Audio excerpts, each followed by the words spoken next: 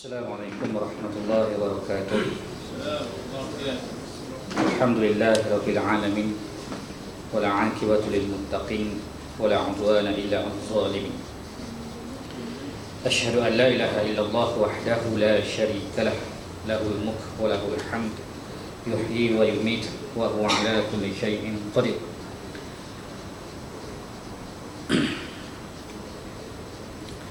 Wa asyhadu anna sayyidana Muhammadan 'abduhu wa rasuluhu wa habibuhu wa khaliluhu ba'athallahu kafatan lin-nasi basyiran wa nadhira faballigh risalah wa addal amanah wa nasaha al-ummah wa jahada fillahi haqqa jihadih. Wa qala bishrah li sadri wa yassir li amri wahlul 'uqdatam min lisani yafqahu qawli arhamar rahimin. Allahumma yassir wa la tu'assir wa tamim bil khair. Subhanaka la ilma lana illa ma 'allamtana innaka antal 'alimul hakim. Thumma amma ba'd. Qala Allah Ta'ala fi kitabil aziz ba'da a'udzu billahi minasy syaithanir rajim. Muhammadur Rasulullah walladzina ma'ahu asyidda'u 'alal kuffar ruhama'u bainahum tarahum ruk'an sujjadan yabtaguna fadlan minallahi wa ridwan. Shadaqallahul azim. Terima kasih yang pengurusi majlis Al-Fadhil Ustaz Taqiyuddin, sahabat-sahabat daripada cawangan Tanah Putih,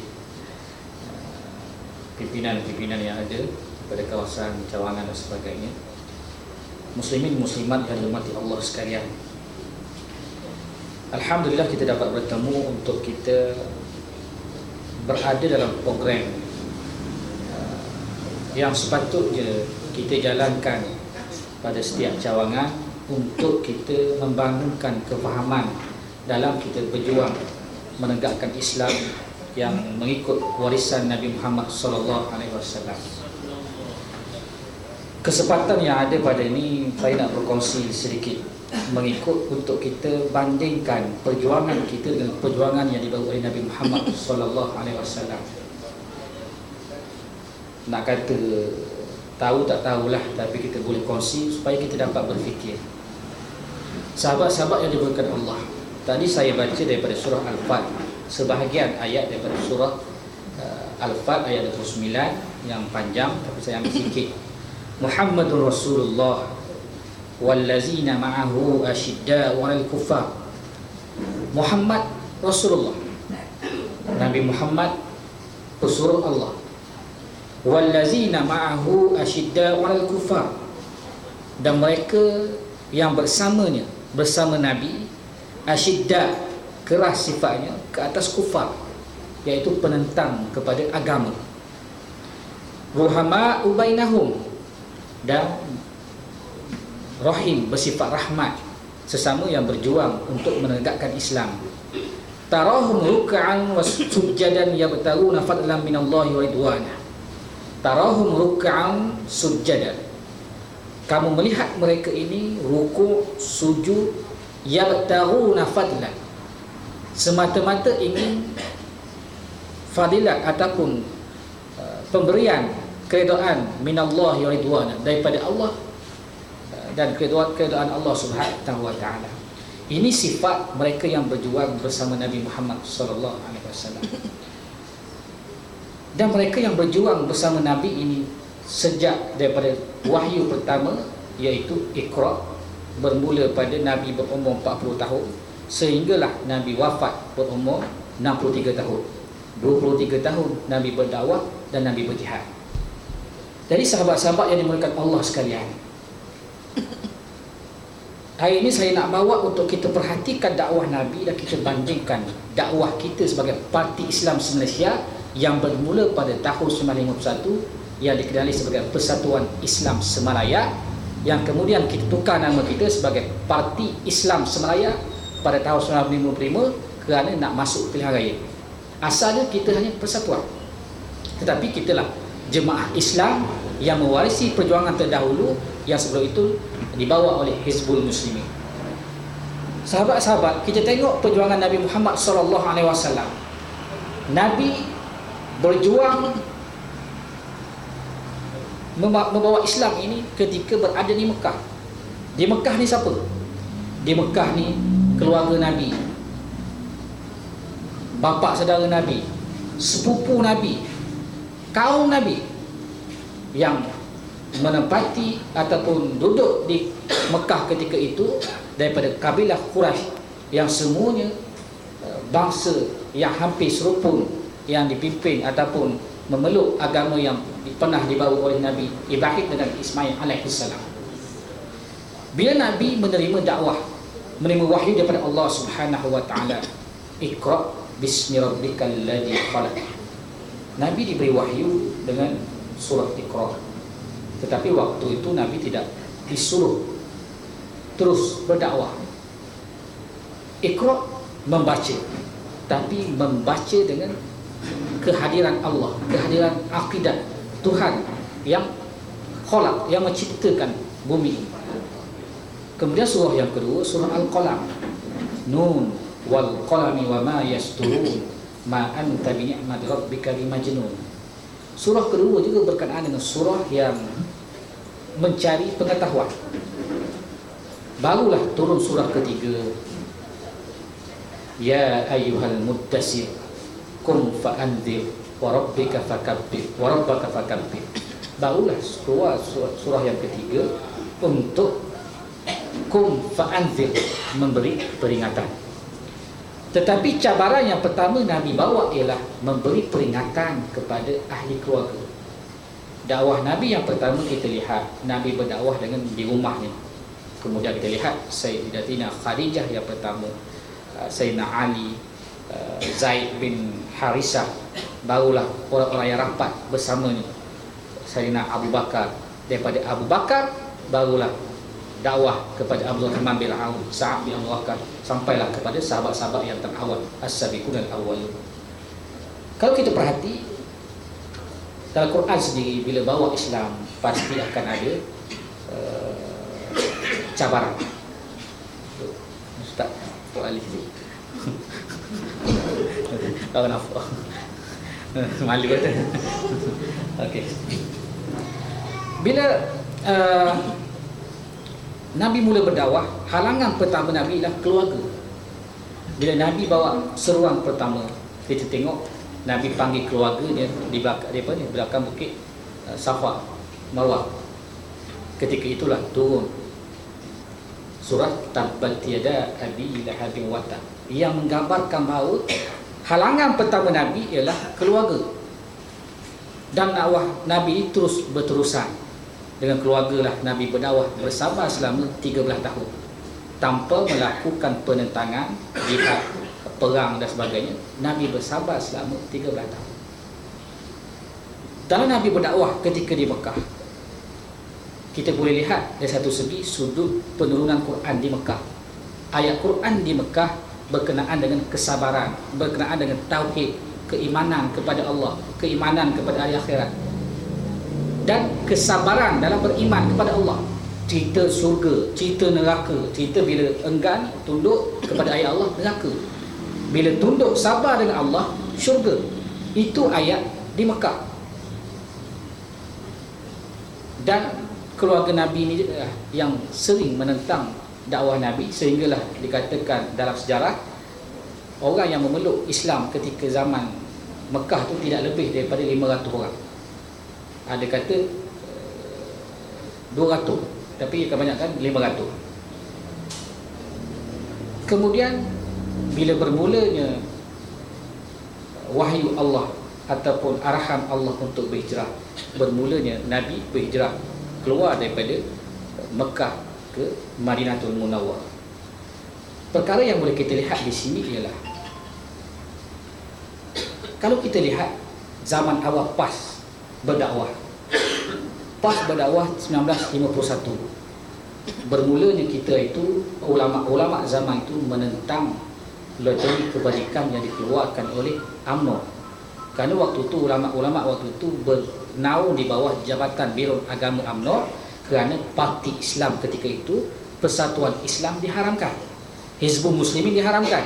Maka untuk meneruskan perjuangan, ada yang balik buka pondok, ada yang rasa melalui politik dia masuk sayap UMNO.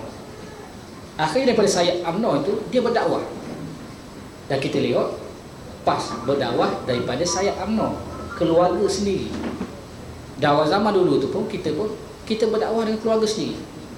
Sama seperti mana kita lihat Nabi berdakwah dengan keluarga sendiri. Dan bila Nabi ditentang oleh keluarga sendiri, PAS juga ditentang oleh bangsa sendiri.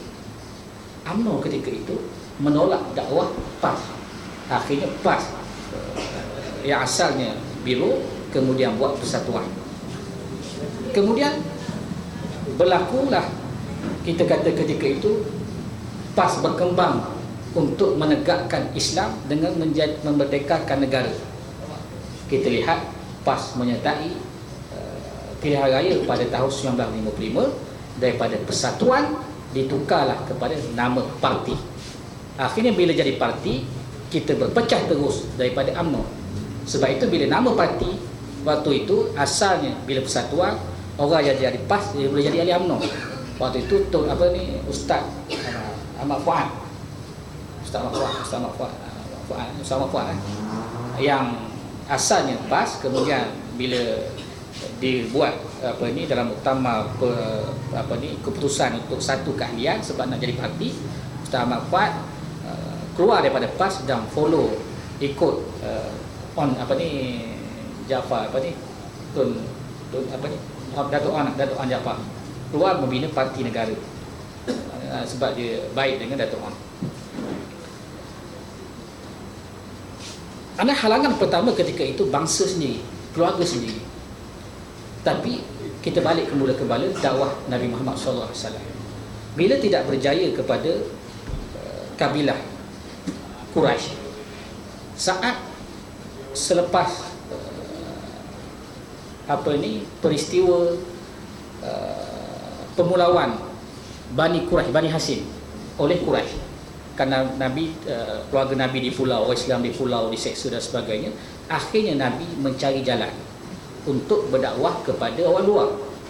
Antaranya Nabi pergi berdakwah kepada Bani Saqif, iaitu daripada bandar Taif, yang kalau kita lihat kisah inilah yang Allah rakamkan dalam surah Yasin wal Qur'anil Hakim.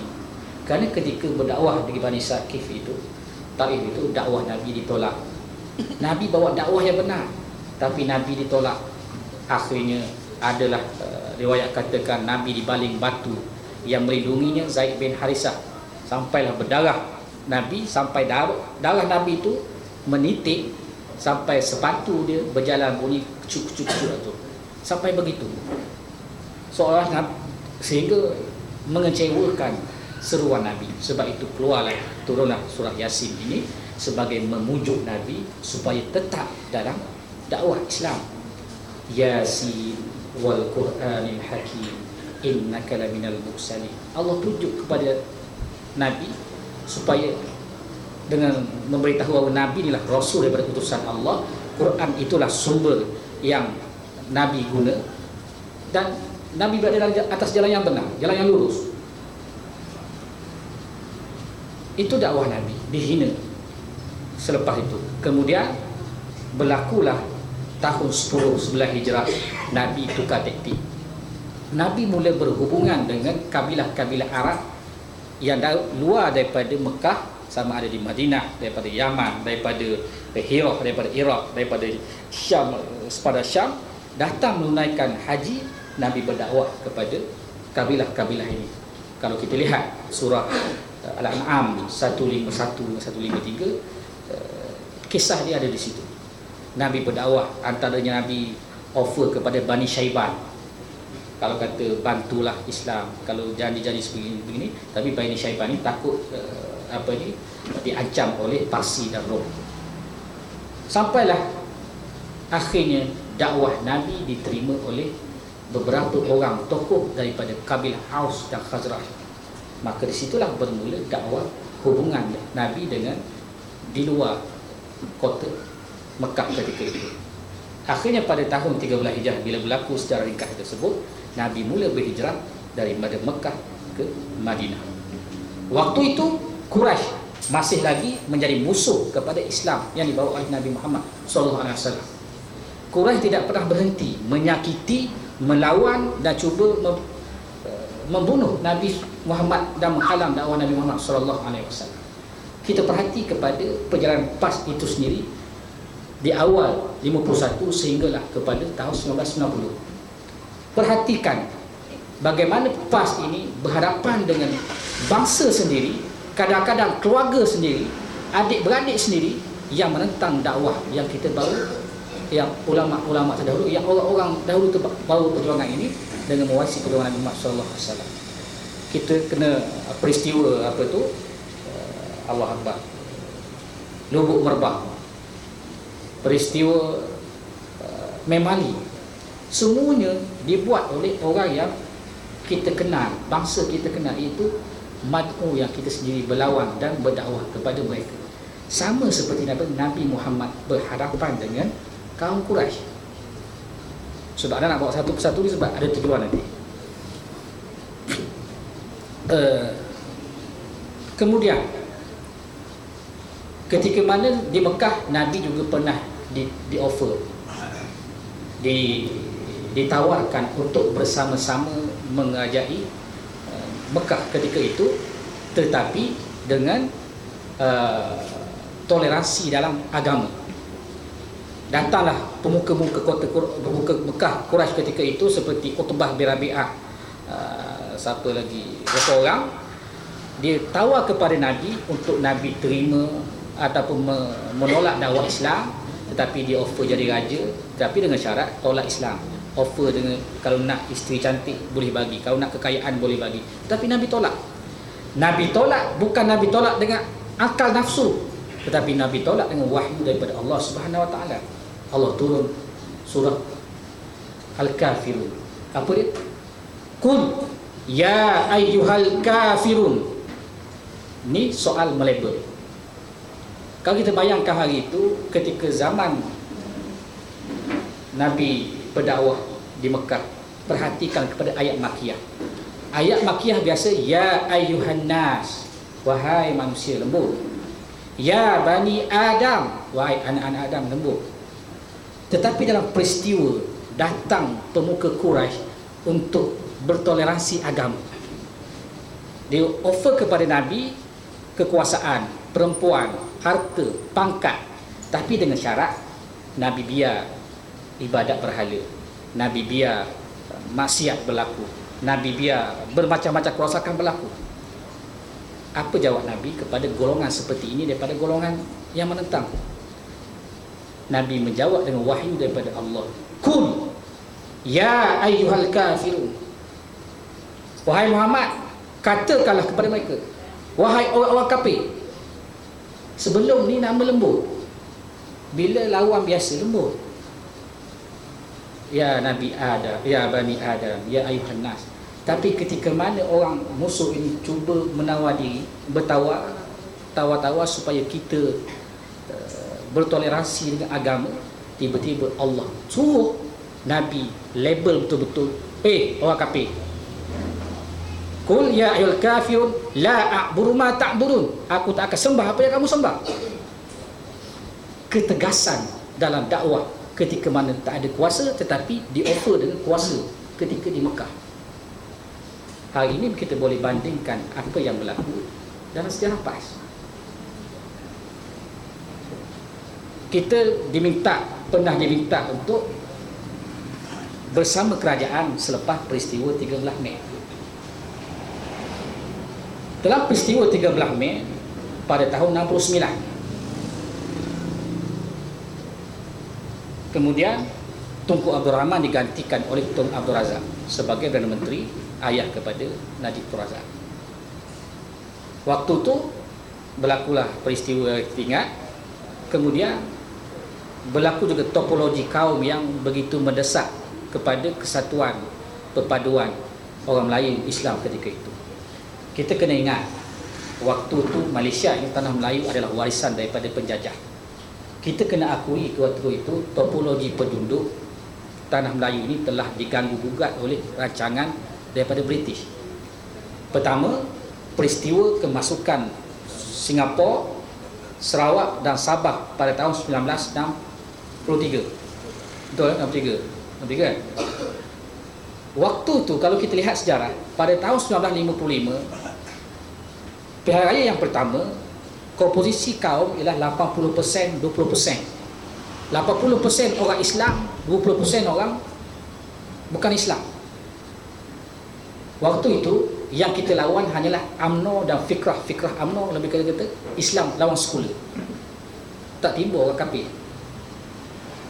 Bila tiba tahun 59, tahun 59 dan ke atas, bila Jus Solai itu diserap dalam perlembagaan Malaysia, akhirnya Malaysia daripada 80% pengundi Islam berkurang kepada 60%, sehinggalah 60% Islam, 40% bukan Islam. Dan inilah yang kekal sampai kepada kita hari ini. Waktu itu bila kita lihat, kita bukan sahaja bertembung dengan UMNO yang sekular, dalam masa yang sama kita juga sedang bertembung dengan ancaman atau bakal ancaman dalam bentuk permusuhan dengan bukan Islam. Tetapi mungkin tak berlaku waktu itu. Bila sampai tahap tu, Nabi berdakwah dengan bertegas. 69 berlaku, akhirnya bila berlaku waktu itu tahun 72. Selepas itu, selepas berlaku darurat 69 hingga 71 berlaku darurat, akhirnya kerajaan menawarkan kepada PAS untuk bersama kepada Datuk Asri ketika itu yang sebagai Presiden PAS. Waktu itu akhirnya bila ditawar kepada PAS, PAS membuat keputusan. Tapi waktu buat keputusan ketika itu, PAS tak buat keputusan begitu bodoh-bodoh begitu. PAS buat dengan persidangan yang dibuat dengan oleh ulama, berkumpul dewan ulama ketika itu diketuai oleh Tuan Guru Abdul Aziz Nikmat. Waktu itu Tuan Guru sudah jadi ketua dewan ulama, menggantikan almarhum Tuan Guru tak silap Husaini, bapa saudara kepada Ustaz Yahya Osman. Tak silap itu Tuan Guru jadi, dan Tuan Guru lah mengetuai dewan ulama ketika itu, mengumpulkan dewan ulama, ahli-ahli dewan ulama, membincangkan keharusan untuk masuk UMNO. Bila bincang, ada yang kata haram, ada yang kata boleh, ada yang kata haram, ada boleh. Akhirnya dia tuang sama. Bila sama haram, ada kata haram, ada kata halal. Bila tengok, ambil keputusan. Bila ada haram, ada khilaf, kita harus. Bila jadikan harus, barulah dibentang dalam muktamar tahun 72. Tahun 72 bentang, ada seorang pakcik, nama dia Haji Mat, Alipah Paling Sulung, umur dia dalam 80 tahun. Dia pernah cerita kerana zaman tu dia ada, zaman tu waktu tu dia pernah terlibat, ditahan dalam ISA bawah Ketua ISA dengan terlibat isu konfrontasi Indonesia. Dia cerita waktu tu ramai yang menolak carangan masuk UMNO. Kebanyakan orang biasa yang beraliran aktivis ni tolak sebab dia kata UMNO ni jahat. Tapi sebab ulama kata harus, batu undi, dibuat undi. Waktu tu Haji Mat ni ceritakan, dia kata tu waktu tu dah waktu tu arwah Ustaz Yazid, bekas PJ Selangor yang dulu selepas kerajaan Perikatan dikeluar PAS, lepas tu lepas kepimpinan ulama dia masuk balik. Sebab Ustaz Yazid ni baru meninggal 2 tahun lepas. Ustaz Yazid masa tu sebab dia bengang dengan UMNO ni, dia bawa Haji Mat ni jadi pengundi hantu untuk melawan undi masuk UMNO. Tapi oleh kerana ucapan Datuk Asri ketika itu, ucapan yang mengagumkan, menyebabkan undi untuk masuk BN melalui perikatan diperkenankan dalam muktamar. Akhirnya tahun 74, akhir 73 masuk BN dengan Barisan Nasional. Waktu itu juga kalau kita ingat, pada tahun 72 dirasmikan Kasbut Shah Alam. Kasbut Shah Alam dirasmikan pada tahun 1972, sebelum PAS masuk. Sebab itu kalau orang kata Kasbut itu masa depan, tak betul. PAS masuk BN 1974, waktu itu Tun Razak dah rasmikan kilang Kasbut di Shah Alam tu.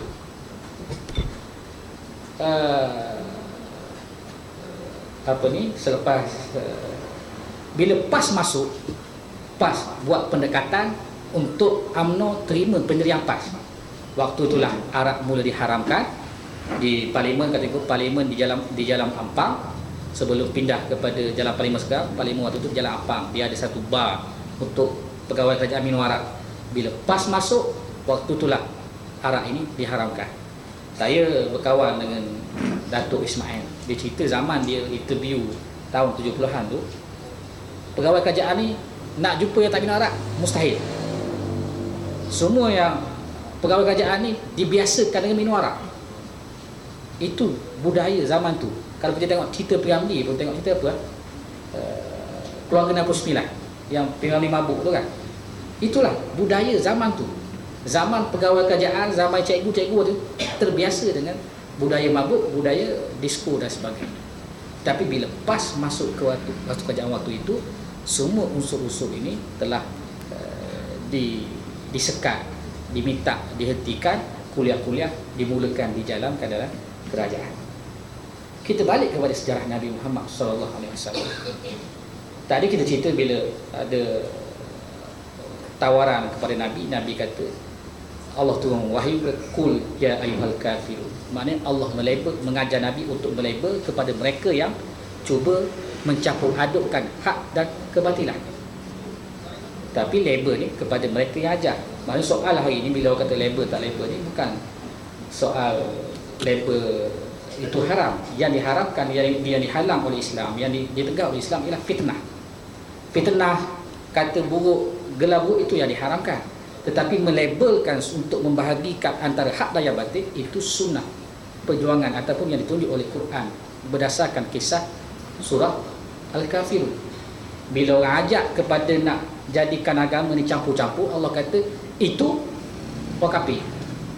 Kul ya ayyuhal kafirun. Katakan Muhammad, wahai orang kafir. Maknanya suruh bertegas kepada mereka yang datang itu supaya Nabi dan sahabat Nabi dan jemaah Nabi kekal dengan prinsip dan ketegasan Islam. Kemudian berlakulah hijrah Nabi Muhammad SAW.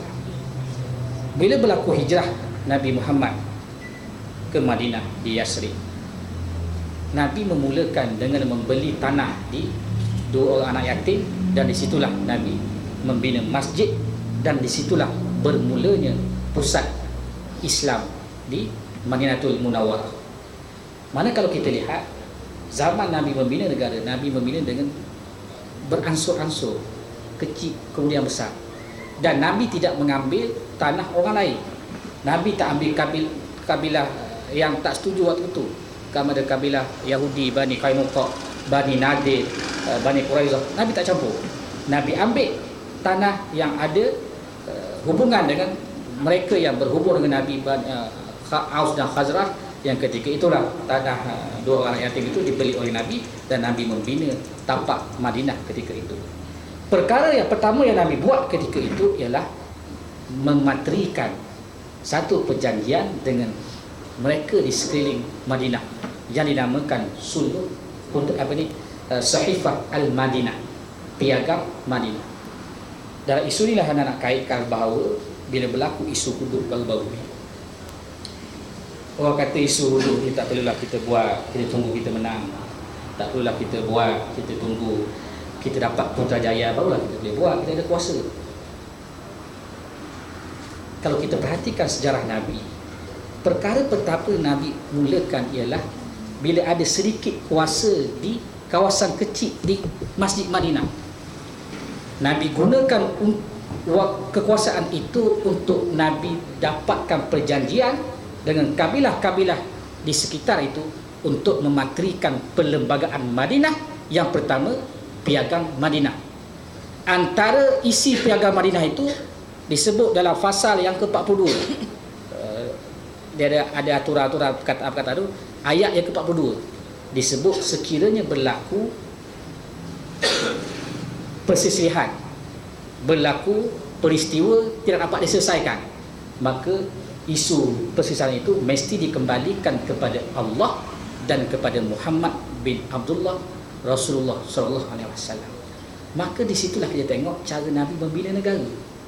Nabi mendahului perlembagaan untuk dipersetujui. Kita banding hari ini, bila kita lihat ataupun kita tengok hari ini bila kita memahami Quran. Quran kita fahami ayat Makkah, Makkiyah, ayat Madinah. Yang diturunkan di Mekah, diturunkan di Madinah. Ayat Mekah kita sebut tadi ayat Tauhid, ayat cerita akhirat, ayat cerita jazak, uqubat, cerita pahala, cerita dosa. Ayat Madaniyah menceritakan tentang hukum Allah Subhanahu wa ta'ala. Tetapi hukum yang diturunkan di Madinah, ayat Quran selepas itu selari dengan perlembagaan yang dipersetujui semenjak pertama Piagam Madinah dibuat. Maknanya kalau kita faham dalam keadaan zaman hari ini, hukum-hukum yang Allah sebut dalam Quran itu boleh laksana terus sebab perlembagaan Piagam Madinah itu membenarkan seawal tahun pertama hijrah Nabi berterai dengan kabilah-kabilah di tanah Arab. Maka isu hari ini bila orang kata kita tak sabar buat hudud, tak sabar buat enakmen syariat, itu tak betul. Kerana sejarah Nabi itu sendiri, bila bawa Islam, Nabi bawa dengan keadaan aman, dengan keadaan perjanjian, dan daripada perjanjian itulah Nabi guna untuk Islam itu diakui sebagai perlembagaan.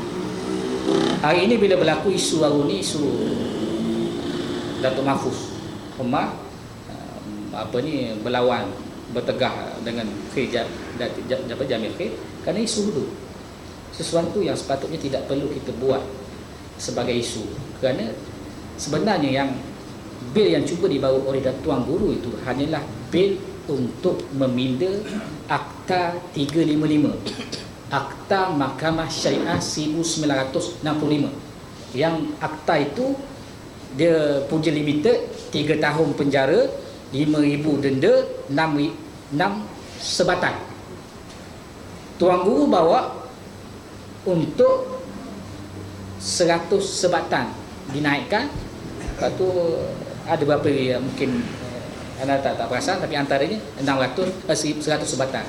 Bila 100 sebatan lepas beberapa kes hudud ataupun kes syariah Islam, antaranya zina 100 rotan, qazaf 80 rotan, arak 40 hingga 80 rotan. Maknanya sekurang-kurangnya 3 syariah Islam dapat dilaksanakan dengan meminda perlembagaan. Tetapi oleh kerana tak yakin kepada itu, akhirnya orang kita sendiri cuba mengacau jalan-jalan selamat muwajah Islamiyah yang diaturkan oleh Tuan Guru Presiden kita untuk meminda enakmen 355 ini supaya dapat digunakan sebagai panduan untuk melaksanakan jerayah syariah di Kelantan. Kemudian itu berlaku. Pendek cerita, akhirnya bila Nabi memerintah di Madinah dengan perlembagaan tersebut, Quran turun sebagai Quran yang mengisi perlembagaan sebagai hukum, sumber hukum orang Madinah.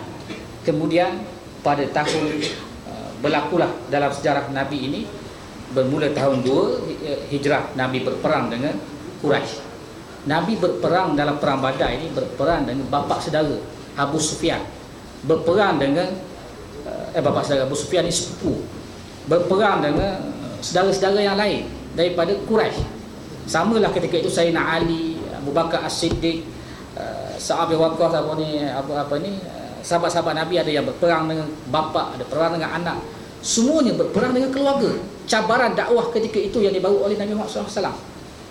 Kemudian dalam masa yang sama, Nabi juga berhadapan dengan munafik daripada kabilah-kabilah yang masuk Islam, tetapi hatinya tidak Islam.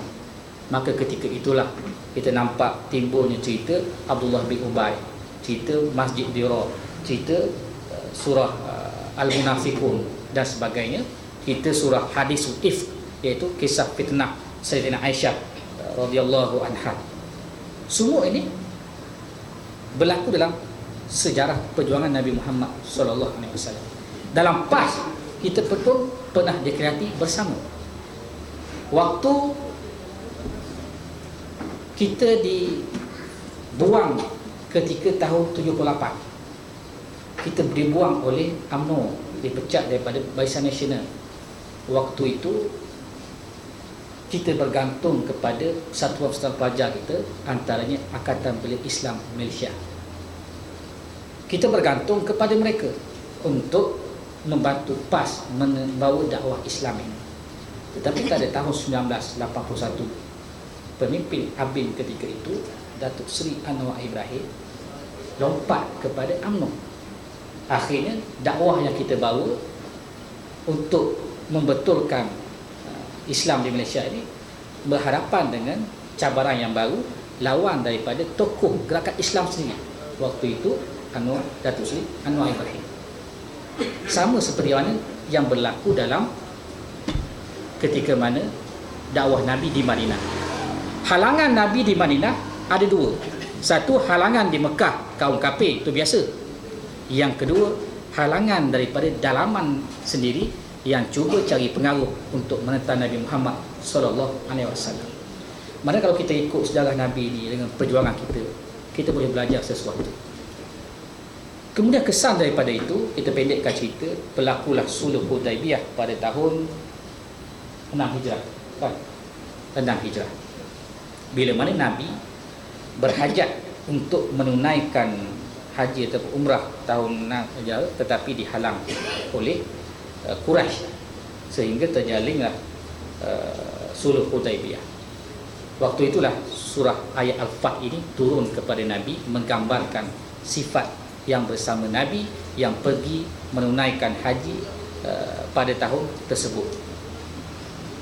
Ketika itu Quraisy yang selama ini menentang sudah mula mengendur. Selama ini Nabi datang dia akan lawan dengan bersenjata. Tetapi saat berlakunya Sulh Hudaibiyah, Quraisy mula tidak berani menentang dengan senjata. Tak kala itu kerana pertama sekali bila sebelum peristiwa Hudaibiyah itu berlaku yang dinamakan Bai'atul Ridwan. Yang mana ketika itu bila umat Islam mendapat berita bahawa Sayyidina Uthman dibunuh oleh Quraisy yang dihantar sebagai utusan untuk berbincang, tiba-tiba dapat berita Uthman dibunuh. Bila Uthman dapat berita Uthman dibunuh, itulah keluar ayat ini, asyidda' walal kuffar ruhama'u bainahum. Kita keras kepada mereka yang menentang Islam, suara Islam. Selepas kita bertoleransi, tiba-tiba dia masih keras, kita akan juga berlaku keras. Itu sifat sahabat Nabi waktu itu. Dan ruhama, kerana mengasihi Sayyidina Uthman, sanggup kita waktu itu sahabat-sahabat sama-sama berbai'ah di Baitul Ridwan untuk sama-sama mati mempertahankan ataupun menggantikan balik nyawa Sayyidina Uthman yang khianati oleh Quraisy. Bila Nabi tunjuk kekuatan, sahabat tunjuk kekuatan ketika itu, barulah Quraisy hantar berita Sayyidina Uthman tak dibunuh. Kemudian dihantarlah wakil untuk menghantar untuk berbincang. Sampailah kepada berapa orang, sampai kepada Suhaib bin Amr untuk berbincang kepada Nabi. Akhirnya termeterai Sulh Hudaibiyah. Kita balik keraan kita hari ini. Kita menentang UMNO ni lama. Nabi menentang UMNO, menentang Quraisy 13 tahun di Mekah, 6 tahun di Madinah, selama 19 tahun. Kita lawan UMNO ni sejak daripada 50-an, 51. Kita nentang UMNO daripada dulu, nak mereka, kita minta mereka, kita mereka. Kita minta nak Islam, ilmu Islam, kita buat Islam, kita dapat pendidikan Islam. Kemudian kita menentang cara UMNO sekular, politik suku, agama suku. Tahun 90-an tidak dengar lagi orang UMNO berani kata politik suku, agama suku. Tak dengar. Kita menang daripada segi dakwah. Orang UMNO pun makin lama makin ramai masuk PAS. Kalau tak adalah ahli PAS hari ini berkembang sampai 100 juta lebih. Melainkan orang Melayu, orang Islam yang selama ni tak bukan PAS, mungkin UMNO, mungkin lain, mungkin PKP, masuk Islam. Itu antara kejayaan kita kalau kita bandingkan dengan sejarah Nabi Muhammad SAW. Kemudian bila berlaku Sulh Hudaibiyah, Nabi Quraisy hantar utusan untuk berdialog dengan Nabi. Hari ini bila kita bawa Islam, kita jadi gah. Kerajaan Islam Kelantan jadi gah, bawa duduk jadi orang Melayu suka. Tiba-tiba UMNO offer tangan kata, meh buat wuduk. Bukankah itu perkara yang sama seperti mana Suhail bin Amr Quraisy atau Suhail baru dihantar oleh Quraisy untuk berdialog, berunding dengan Nabi untuk supaya Nabi tidak terus masuk ke Mekah untuk menunaikan haji, yang akhirnya menyebabkan orang Quraisy itu sendiri nilai politik dia kurang. Akhirnya kita tengok hari ini UMNO pun terpaksa terima hudud, terpaksa terima apa yang kita bawa selama ini supaya dia pun tidak jatuh sokongan daripada orang Islam dan orang Melayu. Oh, parah, jahat. Akhirnya kacau aja. Sampai satu tahap kita lihat bila suluh Hudaybiyah di Maitrai, balik kepada sejarah Islam, kita lihat waktu itu bila ketua-ketua Quraisy dia tak nak Islam, tapi dia perteraikan janji. Akhirnya umat Islam ketika itu dakwah Nabi yang selama ini berlaku secara perang, sekarang tak berlaku perang, dia berlaku cara damai, tetapi berlaku hubungan antara Mekah dan Madinah. Hubungan tu ada, orang pergi Mekah, ada orang Mekah pergi Madinah, dia boleh balik. Orang Madinah pergi Mekah, dia tak boleh balik. Akhirnya kita katakan bila buat begitu, orang di Mekah yang ditengok orang Islam yang tak boleh balik ni, tengok orang Islam perlu Islam, cara beramal dengan Islam, dia mula masuk Islam, minat dengan Islam. Sama dengan hari ini yang berlaku bila kita buat tahalluf, kita buat perjanjian, sama ada dengan UMNO, sama ada dengan Semangat 46, sama ada dengan DAP, PKR. Tujuan kita bukan nak Islamkan pemimpin. Tujuan kita supaya orang bawah ini boleh buat amalat atau kenal Islam dengan hubungan yang kita adakan dengan pemimpin. Itu yang berlaku dalam Suluh Hudaybiyah, dalam Amul Wufud, tahun-tahun perutusan surat kepada kabilah-kabilah di sekeliling tanah Arab. Akhirnya waktu itu berpusu-pusulah orang-orang Mekah masuk Islam. Iza jaa nasrullahi wal fath wa ra'aitan nasa yadkhuluna fi dinillahi afwaja fasabbih bihamdika wastaghfir fa inna apa ya, surah pendek bila tak ingat.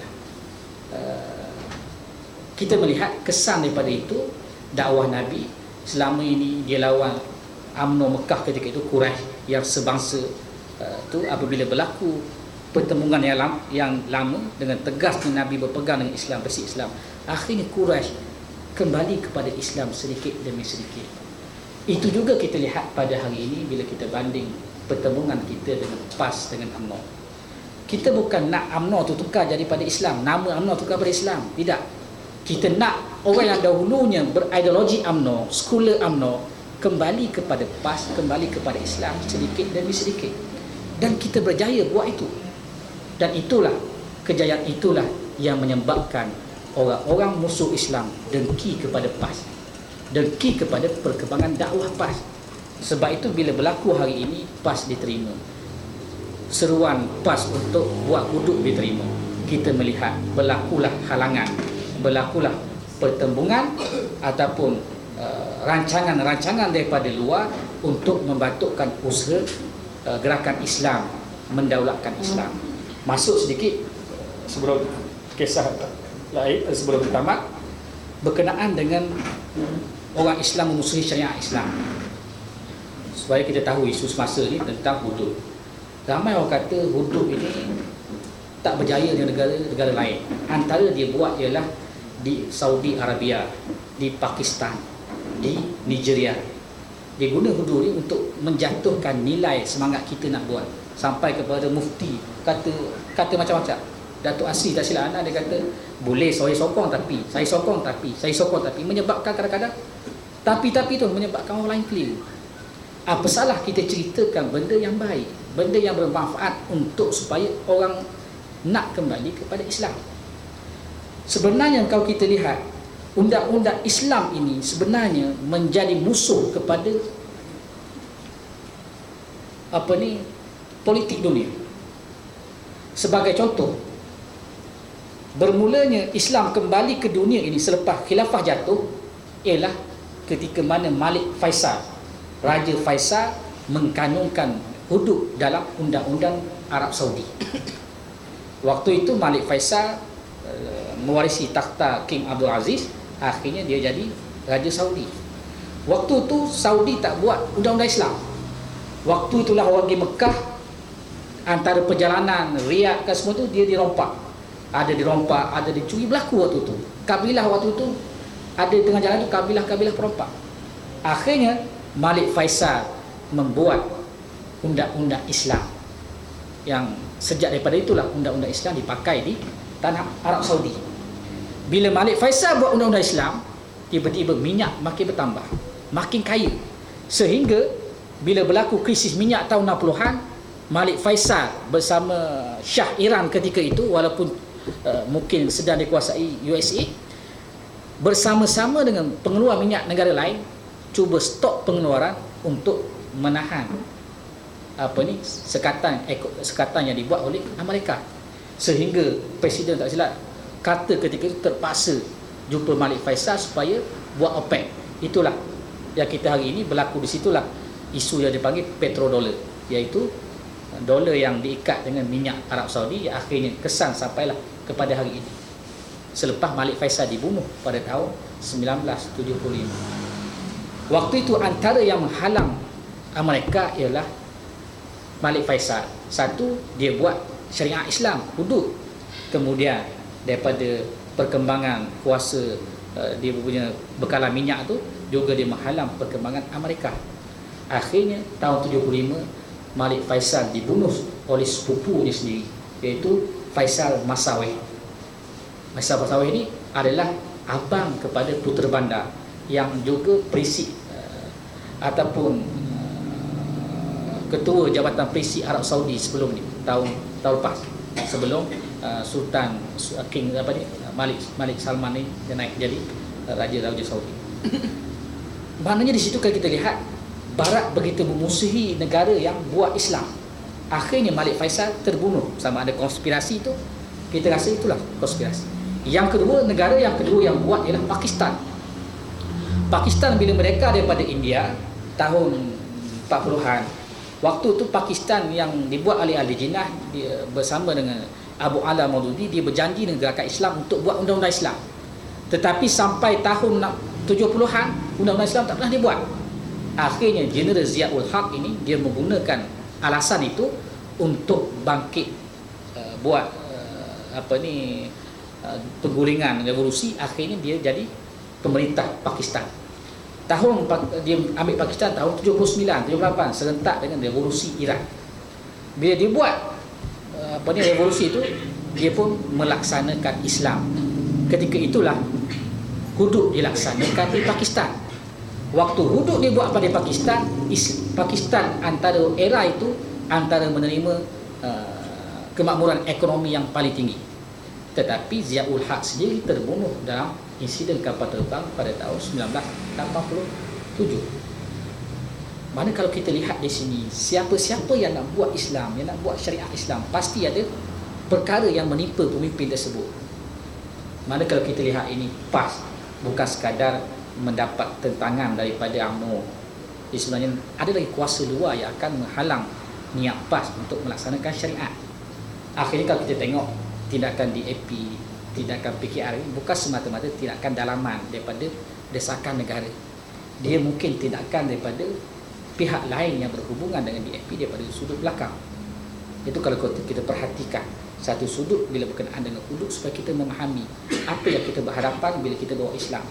Yang kedua yang perlu kita fikirkan ialah, Ana sempat mengkaji satu kitab yang dibuat oleh ulama Azhar pada tahun 82. Mesir ketika itu tahun 70-an dia nak buat Islam. Waktu itu bila Anwar Sadat ganti siapa sebelum Anwar Sadat? Gamal Farouk Nasir, Gamal Abdul Nasir ya.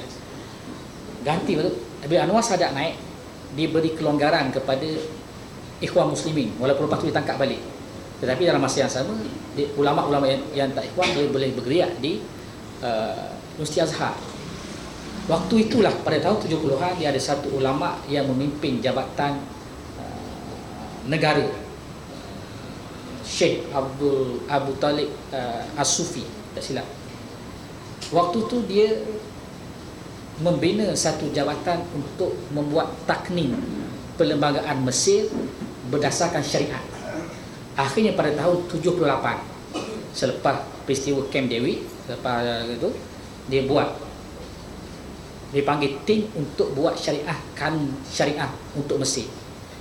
Akhirnya dia berjaya buat tu pada tahun 81, 95% siap.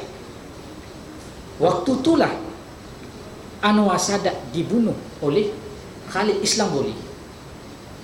Waktu dah nak berjaya syariat Islam itu jadi perlembagaan sempurna, dia punya kajian tu untuk dibentang kepada parlimen dan sebagainya, waktu itulah Anwar Sadat yang ketika itu condong kepada nak buat Islam sikit walaupun dia berbaik dengan mereka, dibunuh oleh Khalid Islamboli. Sebab sampai sekarang peristiwa konspirasi itu orang tak boleh kata siapa yang cuba, siapa yang rancang, tak boleh kata. Tapi kalau kita daripada sudut pandang permusuhan Islam dengan bukan Islam dengan Islam, permusuhan antara orang yang tak nak halang Islam daripada membuat syariat Islam, hudud Islam, kita dapat lihat kes Malik Faisal, kes Ziaul Haq dan kes tadi Anwar Sadat dibunuh ketika mana kanun syariah itu hampir siap untuk dilaksanakan, dibentang di Mesir ketika itu. Balik kepada isu kita di tanah Melayu, bila kita timbul isu hari ini, bila kita nak buat hudud, kita nak buat hudud ini, Kelantan ni nak buat hudud pindah untuk orang Islam sahaja. Kalau tahun 1993 kanun jenayah syariah pindaan 93 ni kita buat konklusi tu, sebab abang ni anda bersama dengan Datuk Taqiyuddin dengan Ustaz Nasar dalam satu wacana, diterang ketika itu waktu tu orang Islam kena pakai undang-undang tu, orang bukan Islam boleh pilih waktu itu. Tapi bila pindaan terbaru 19 Mac baru ini, klaus untuk orang bukan Islam pilih tak ada dah. Orang Islam tak boleh pilih undang-undang Islam, orang Islam kena berhukum dengan undang-undang sivil. Tetapi dengan klaus macam tu pun DAP boleh lawan, PKR boleh lawan, orang luar Kelantan pun boleh lawan. Menandakan dia bukan lagi untuk cuba menghalang daripada kita buat Islam secara demokrasi.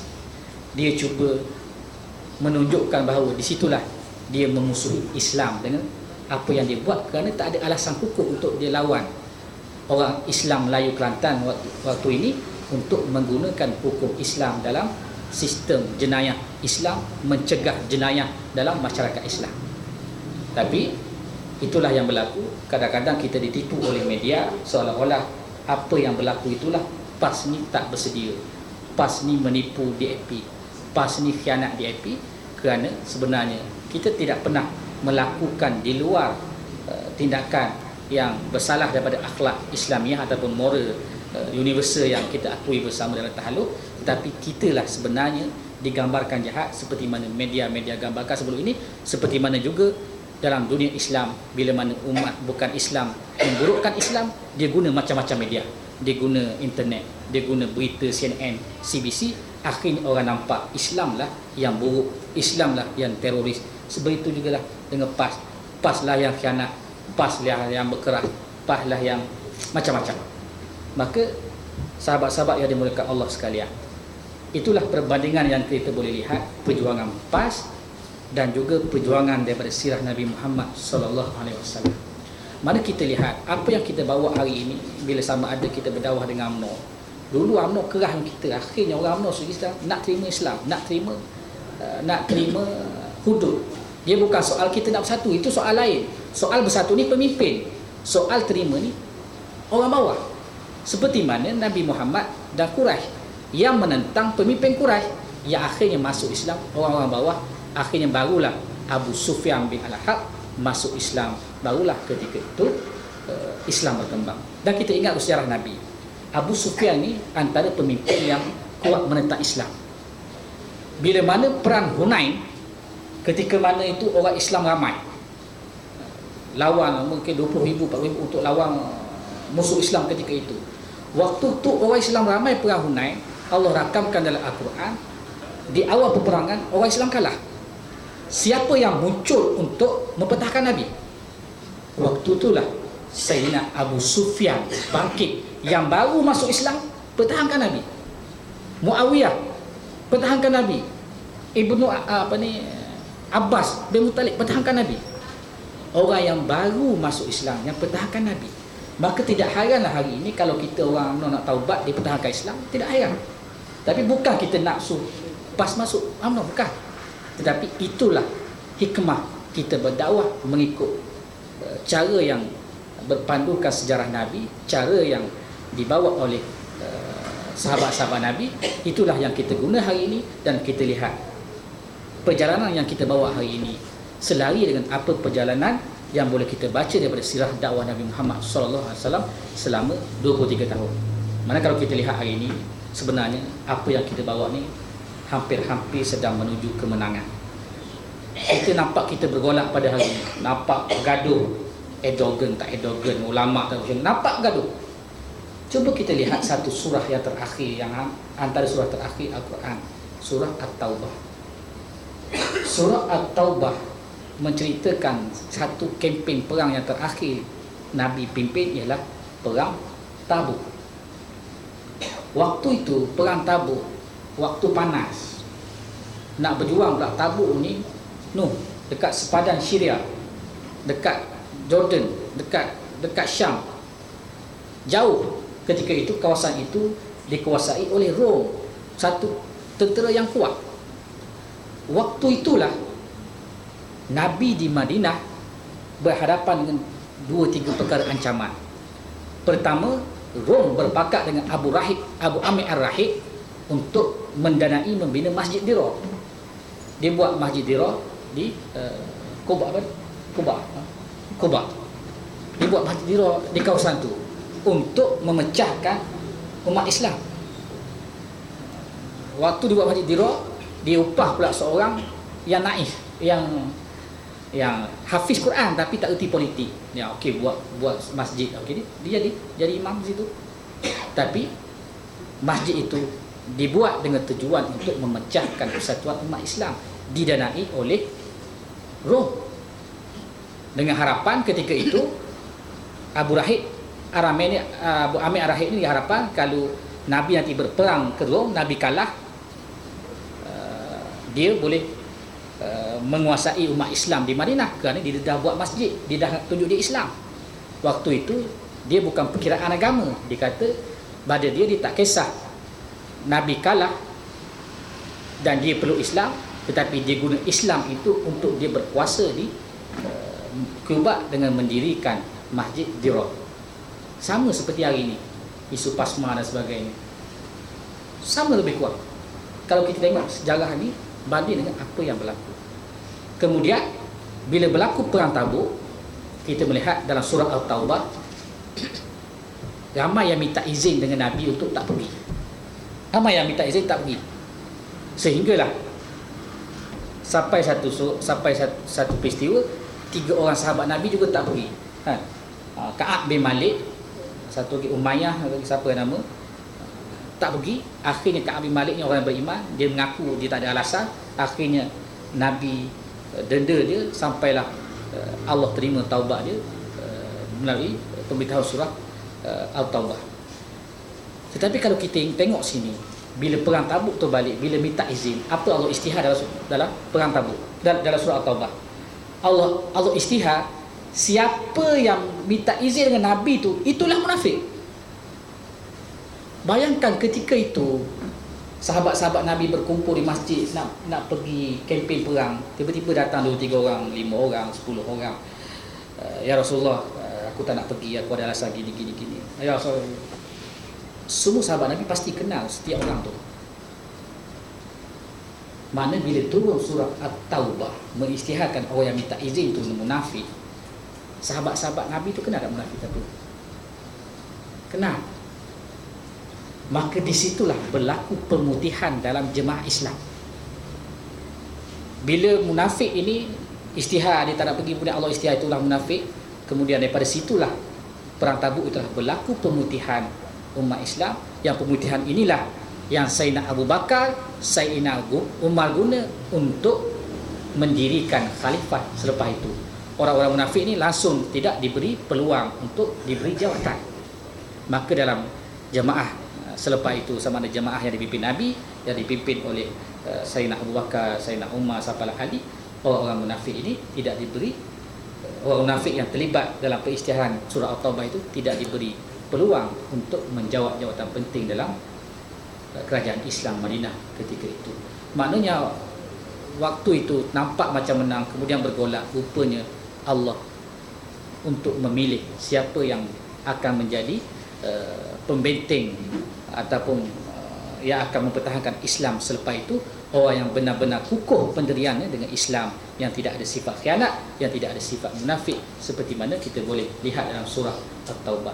Itulah yang akan kita boleh kongsi pada malam ini, daripada sudut tribulasi perjuangan. Cuma nak bawa supaya kita boleh bayangkan, rupanya perjuangan kita ini ada sikit tak sama 100%. Itulah yang kita warisi daripada perjuangan Nabi Muhammad sallallahu alaihi wasallam. 23 tahun Nabi berdakwah, itulah yang cuba kita contohi. Dan Nabi juga berjaya daripada keluarga dia yang awal menentang Islam, akhirnya keluarga masuk Islam. Kita juga hari ini kita lawan UMNO yang pekat lawan kita, akhirnya ada orang UMNO akhirnya kembali kepada kita sedikit demi sedikit. Itulah antara kejayaan kita yang boleh kita perhatikan dibandingkan dengan sejarah Nabi Muhammad sallallahu alaihi wasallam. Cukup sekadar itu untuk isi kepada Allah. Allah